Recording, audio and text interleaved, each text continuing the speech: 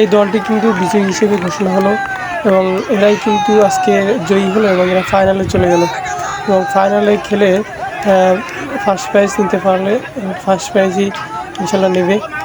এখানে সবাই কিন্তু খুবই কঠোর পরিশ্রম করে কিন্তু এখানে সবাই টিকে আছে এবং যার যার শক্তি দিয়ে কিন্তু এখানে বিজয়ী হয়েছে এবং এই দলটি কিন্তু বিজয়ী হয়েছে আজকে এবং পরবর্তীতে এরা ফাইনাল খেলবে এবং ফাইনালে যতটুকু সম্ভব তারা চেষ্টা করে ফাইনালের প্রথম স্থান অধিকার করে এবং ফার্স্ট প্রাইজ কিন্তু তারা নেবে। এখানে সবাই কিন্তু একটা আনন্দ মুখর পরিবেশে আছে এবং সবাই গবেষণা করছে যে কীভাবে জয়ী হলো এবং কীভাবে কষ্ট করে তারা কিন্তু জিতে গেল।